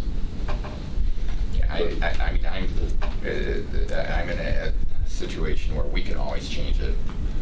We can always put it what we want. I can't in good faith vote in favor of this without knowing that safety is going to be, and that's my number one thing, so. But what's the unsafe part? How's it unsafe versus any other street in the city? I don't disagree with you. I don't know if I have a good reason to distinguish it from any other street. Although it's been brought to this committee of having 4-way stops where there's only a 2-way stop, and that doesn't happen. So by short of saying that I would like more stop signs, I don't. But good. But there's time. I've been with friends who have children that have darted across this road because they went to that school and they know that traffic only comes one way. And I know that people can get acclimated, and I know that, but I can't have it on my conscience if something happens and someone calls me up and says, "Why did you vote to change these streets?" Again, there's a lot of things that we could really change as an organization that we're not addressing. And this is, and even if I didn't have a good reason, I don't know on this. You don't need one, but I'm just trying to understand what. Yeah, maybe sometimes you can't even understand what I'm thinking either. So. Usually I can. But yeah, for me, it's just. Yeah. No. For me, I think we can all agree the original intent was the traffic pattern because of the school, the drop off, trying to flow traffic, parents drop, because that was drop my kids off there every morning, and that's how you had to flow. But that's no longer the case anymore. And I agree with your statement. I agree with your logic behind that. Or your logic. Yeah. I mean, what are regular traffic patterns on streets? It's two-way. You know. So, and the reason why this was set up that way was specifically to, you know, address an institution that was on that particular street. So. And we could also lives there, which is no longer there. Reassure folks too that if, you know, we normally wouldn't paint center line on a local street. Normally there may not be stop warrants for a few of these intersections, but given that it's going from potentially 1-way to 2-way, those are the types of extra things that we would do to draw attention to the fact that, you know, this is a 2-way street now. There is a double yellow line down the middle of this street. You know, those types of things will help. And we have seen people running the wrong way on Apple Street quite frequently, east of 7th to 6th, and to get into that cul-de-sac and park over by the rafters. So, you know, that we know is happening. And when it's one way, that's an unsafe activity right now that we will be improving. So I think there's things that we can do that are a little above and beyond as far as some of the signing and marking activities that we normally do, just because it is a change. Well, I don't know how valid that argument would be, because if it was a case where people were by accident going the wrong way to get to that parking lot, then I could see that changing this, because we're not changing people's behavior. But if it's a case where the people are intentionally illegally going through a one-way that they shouldn't be to access that parking lot, we shouldn't be addressing by opening the floodgates to everybody. If people are doing illegal stuff, we shouldn't say, now we're going to get rid of laws and have absolute anarchy, because it's easier if we didn't have any laws and, you know, arresting the people that are doing it illegally. But I think most of our traffic design is based on normal, rational people. What people want to drive. And I think that particular stretch, it's pretty normal. If you want to get down to that cul-de-sac and you turn on the Apple Street, you know, you normally wouldn't think that. During the school year, that's a little bit different, again, because the way things are parked in. But during the summer months, when it's really pretty dead down there, well, that argument is valid. Someone would expect to go on a two-way street. Right. But to have the argument for people used illegally go through, I can't buy that. Sure. You know? But again, it ultimately, I think it's something we can always do. It's something that, and again, if I'm really swaying someone to vote in a different direction, that's not my intention. But my intention is not to vote yes, because if something ever happens, I was the guy that didn't vote yes, that I voted against it. So. But I agree with that, but I think the original intent, and I'm sure we can go back, but I'm sure Apple Street was a two-way street. And I wouldn't be surprised if 6th and 7th were two-way streets, and by design of East Junior High, they changed it to accommodate parent parking. Drop-off was in the back, buses was in the front, and now that's no longer the situation. And for me, you know, like I said, I could care less about 6th or 7th. They could stay one way for all I care, but for me, I think it makes sense absolutely to have Apple two-way, especially because that's the Raptors office back there, and turning off 8th Street and shooting straight down. In the off season, that's how you gain access to the Raptors office, is through the back door there. And for me, it makes sense for Apple Street to be two-way at this point now. Well, in a sense of a compromise, because I've never thought about that. I absolutely acknowledge your sentiment in terms of what we're talking about. And looking at Apple Street, if 6th is not converted. Apple can't be. Right, you'd be. 6 is one way, otherwise Yeah, both you'd streets be are one stuck. way north. Right. Yeah. You can't do one without. Without the other. Yeah, 6 is south. I know, but if you were to have Apple as a two-way street, Why couldn't you have that? Cul-de-sac. yeah, you'd have, you dead end. There's no public turnaround there. Yeah, that makes sense. Yeah. Either way, like I said, Yeah. I acknowledge your concept. I respect but your thoughts, too. I can't vote yes. So, long story short, we've got a motion on the floor, a second. All those in favor of converting the streets from one-way to two-way, say aye. Did you have? The ordinance will include that, I guess, where stop signs will be. And the street painting? And the street You want to painting. amend your motion to include street painting and everything else? Well, and Because- that you can decide when it comes before you, if For me, it's not good.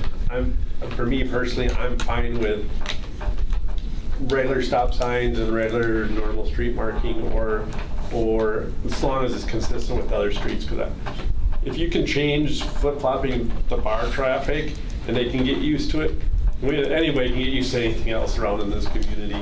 If we can flip-flop one-way streets downtown.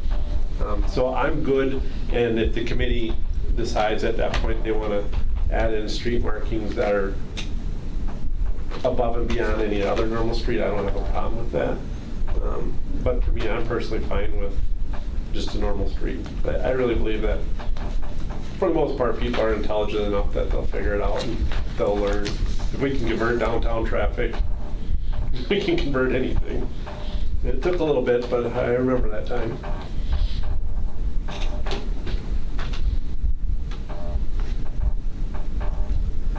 But I do agree that there's stop signs, and I think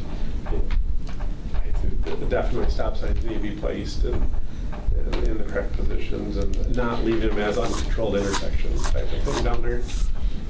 I think would be beneficial. Just my last 2 cents. Yeah. Agreed.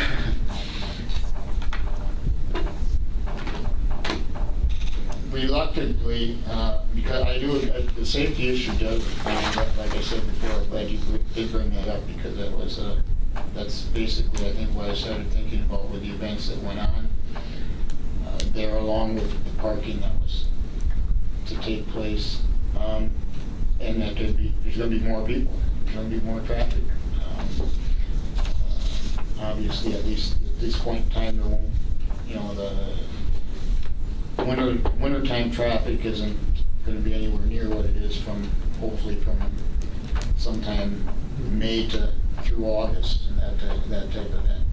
Hopefully a little longer on each end of that even too. Hopefully in the winter there are events that people will want at the new aquatic center, in the next year and a half.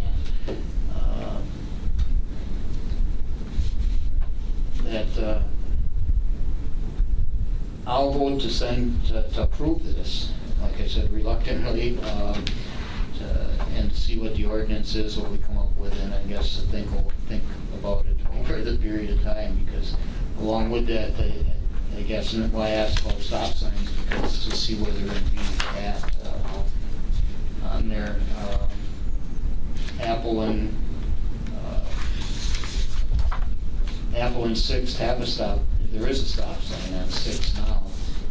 If it's two-way Apple, is it going to be a stop,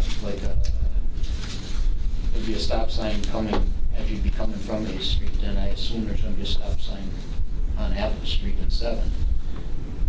So there'd be 2 stop signs, I'm assuming. So it'd be on 7th. Because Apple's just going to be through, and then all the way. Yeah, and then you would have your stop sign on 7th and 6th. Correct? Likely. Yeah, it wouldn't make sense to stop. Yeah, Apple would have to be through. So then the question is, and I think that goes back to your concern, Paul, would we change the stop sign at 7th and actually reverse it for Peach Street? Because now 7th is going to be the through street. Because currently, right now, there's a stop sign on 7th on the south side and 7th on the north side, and Peach is a through street.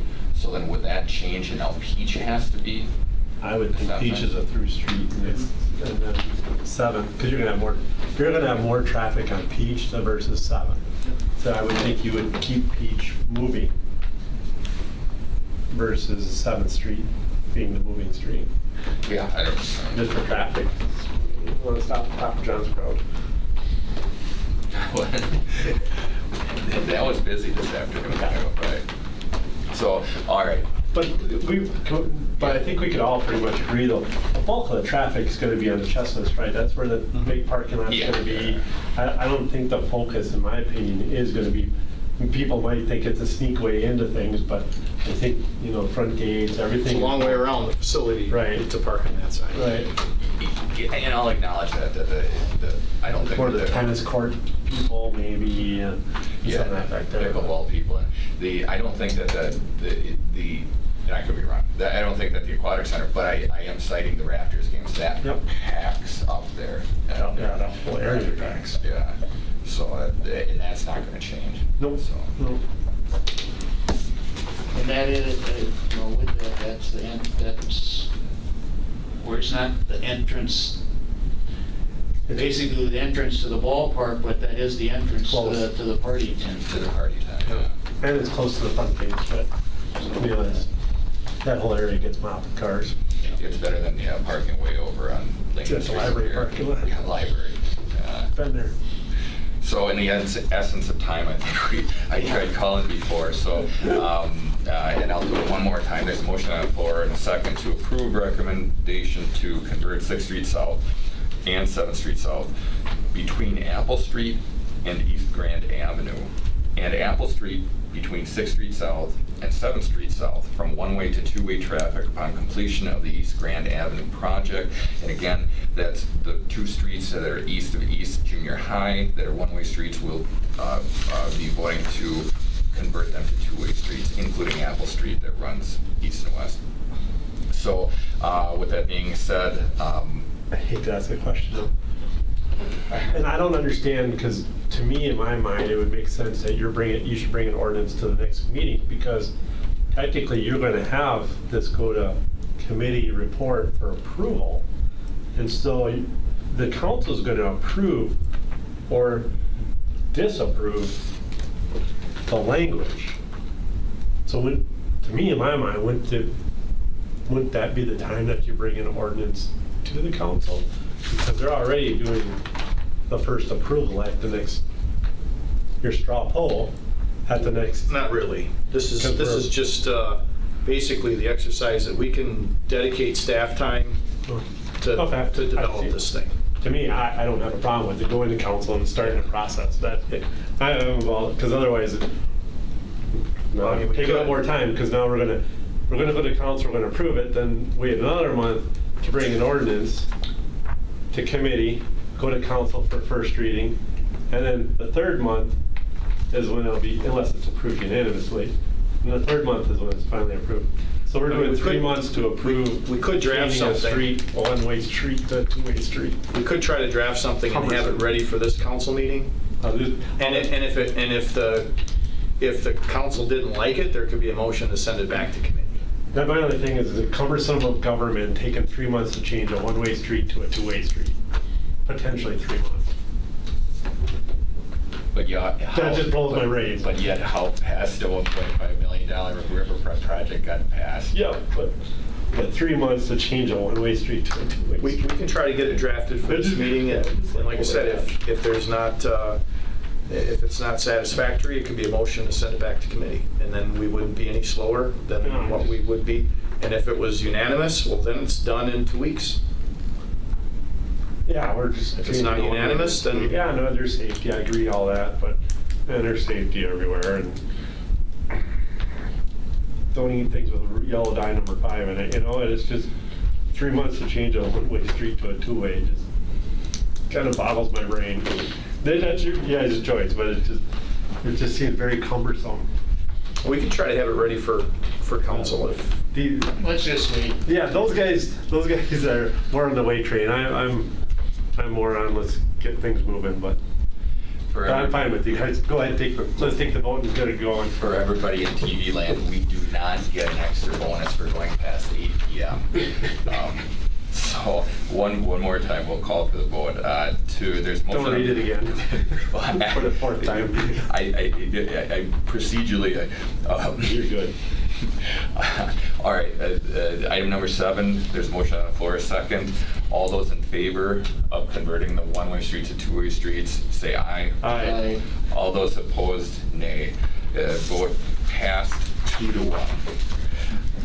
Moving on to item number 8,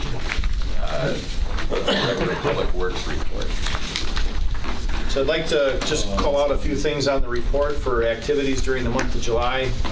We heard about the leadership and work that was done related to the storm cleanup. But as you look through this, we accomplished an awful lot else. I want to point out, engineering department had 308 diggers locates this last month. 79 of them were emergency locates.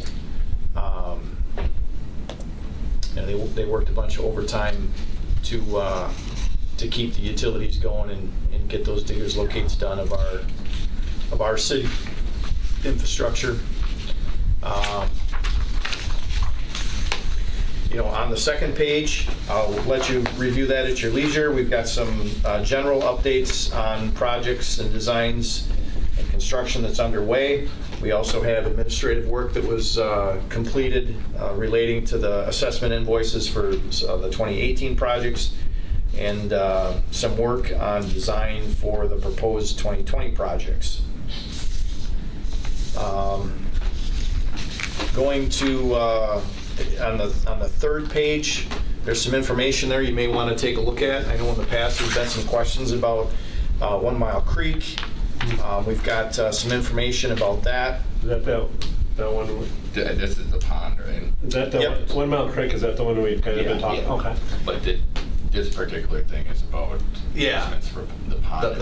The pond and Over on stormwater Midland work. and Airport? Right. Okay. South of San. Yeah, south of kind of the area we've been talking about in the past. We also have had some kind of a long-standing issue with some questionable stormwater discharges into the Wisconsin River. With the River Block building being occupied, there's some Wood County employees that every once in a while see a small plume of something getting into the river, and we've been researching it now for a year and a half. We finally have managed to get some samples that we're able to actually get some test results from, and we found out that the material's lime, which is a paper-making byproduct, so we'll be working with Verso to deal with that. On our streets, you can see our 12th Street sidewalk project, hand spray for prior to seal coating, but that, if you take a drive, like for example out at Whitrock, on the city portion, where we get shrinkage cracks and you get that, that bump on some of the older roads, our staff in preparation for chip seals taking care of a lot of those. That road, that kind of rode pretty bad if you drive it now, even without the chip seal right now, it rides real nice. So that work is pretty well complete. Garbage collection, we started the new process on July 8th. As of July, we're down about 110 tons. If that stays throughout the year, that's about $70,000-ish that would be available for other street-type projects or whatever the council feels is tipping fees or tipping fees. Okay. Yeah. We did have contractors deliver the carts with the city crew following and doing a lot of the record keeping. So that's been going well. The routes have been implemented. Staff's learning the routes. We still have a ways to go yet, but we're getting them done. So that's the important part. I think those new bins are very convenient for garbage. Yeah, I think so. And we're working on enforcement, trying to keep people doing it right off the bat. Information there on our Grand Avenue, 2nd Avenue project. Of course, we had our 4th of July celebration set up and takedown. We've made some concrete repairs on 8th Street. We continue to get a lot of complaints about the condition of 8th Street. We're doing the best we can. I met briefly with Secretary Thompson and Representative Krug and Senator Teston earlier this month and talked briefly specifically about 8th Street. We'll be following up with them. You're doing the minimum. Trying to keep the... But keep it on their plate. There's the governor's budget has reallocated some transportation funds, and we obviously would be competing, but there may be some different competitive grants that might help us get this thing to the forefront. So we'll keep on that. Information there on Oak Street from Grand Avenue to 7th is on there. We finished our work for private developer on 14th Street, Rosewood construction work. Information there, East Grand, Lincoln Jackson intersection. We've got our work done there. There's information that you heard about on the windstorm on July 20th. Staff did a great job getting the compost site cleaned up and that site ready for that BMX. I think we were great hosts for that. The information there on our paint shop and sign shop work, what they've been doing. The mechanics have been busy, and we've got a number of miscellaneous street department activities. So, if you get a chance, please take a minute and read through this, and I think you'll appreciate there's a lot of work going on in a lot of directions. And then wastewater, with the storms, that work group participated and worked right alongside Water and Light, using some of their equipment to help hydro excavate for replacement poles. So, it was a great team effort. There's a few miscellaneous items for some of the things that I've been working on, and that concludes the report. And for those interested, it's on our city's website, on the homepage for Public Works. For what's in? It's on our city website, this report. Copy of this. Copy of Okay. this, yeah. Do the committee members have any questions for the director, or the city engineer, or director of public works superintendent? He's the director. Any questions? No. Again, I want to take the opportunity to thank everybody, part of the city staff, regardless again. And it could have been a lot worse. So with that, we will go on to number Pearls. 11. No, 9. Referral list, and I should have had the referral list. I don't remember. I thought that there, after reading through this, there was one of them that we took out, but we'll quick go through. Request from Tom Rayom, Alderperson Tom Rayom, to discuss the future of 8th Street. Alderperson Kellogg, referral to discuss neighborhood cleanup program. We kind of briefly talked about that last time, but it still is an idea out there. Developer street resurfacing program, separate from but complementary to the chip seal and street replacement program. Which reminds me, I wanted to mention, I want to make sure that monies for the street sealing, the chip seal that we're postponing until next year, stay in streets, and I don't know how we need to do that as a committee as well as a council, but I could even be willing to allow potential funds to be used in terms of storm cleanup per se, but I do not want them going somewhere else, so we need to be cognizant of that. Yeah, I don't think that's going to be a problem. Okay. We've already got some plans to do some resurfacing projects, mill and fill type projects. We'll be using our maintenance dollars on the streets. So. Very good. So then, request from Alderperson Blazer to connect storm sewer on 21st Place to airport. Are we still kind of working I don't on know, my personal opinions have changed, and I don't know how realistic that is, being that I experienced my friend off to the east of there with I think this is a phenomenon that it was a perfect storm year with water, and realistically, I don't think this is going to be a solution, because it's not coming from there. It's flowing from the east, and adding storm or connecting that, I don't think it's going to change a thing. As much water as I've seen out there, and seeing in the ditches of Griffith, that in all the years I've driven out there, that I've never seen water in there. Plenty of water in those ditches, so I don't think that's a realistic solution. And it might be a feel-good thing for the area, but I still don't think that it's going to be a solution to the problem. So do you want to potentially have this earmarked and potentially? I think we can probably remove it unless in the next year if we have the same issue, then maybe we need to look at, I don't know what can be done, because literally you're going to have to divert all the groundwater flowing from the east away from there, and there's physically not possible. I've never seen so much water out there, and So I think you can cross it off. Okay. Then request to review multi-year capital improvements plan. I know the director talked about that in the past, and with the storm cleanup and everything, stuff gets bumped, so we'll keep that on there. Request to review areas of public access at and around Norton Pond. It was suggested to keep that on there. Yeah, I thought there was something coming about. Yeah, we're working on it. Oh, okay. Working on I thought I couldn't remember what process was. Yep. So Sounds good.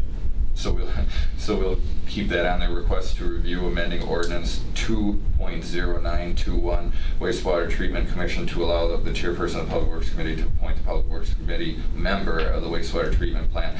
We're going to view how this works. Mr. Rayom is going to go to the commission meeting tomorrow. We're going to follow it that if I can't make it, I'm going to either send it to the clerk or call another colleague, see if they can go. So I want to keep this on there, but I don't want to do any action on it. And request to review storm sewer study for 1 Mill Creek from 16th Street to 2 Mile Avenue. I want to keep that in the back burner because that's something that we need to do. So other than that, any referrals or anything? Otherwise, I will go to item number 10, and that's adjournment. So I'll entertain a motion. Also move to adjourn. Motion by Mr. Rayom. I'll second Seconded by Mr. Blazer to adjourn the meeting at 8:05 p.m. Thank you, everybody. Aye. Oh, yeah, I'm sorry. All those in favor, say aye. Aye. Aye. Those opposed, motion carried, meeting is adjourned.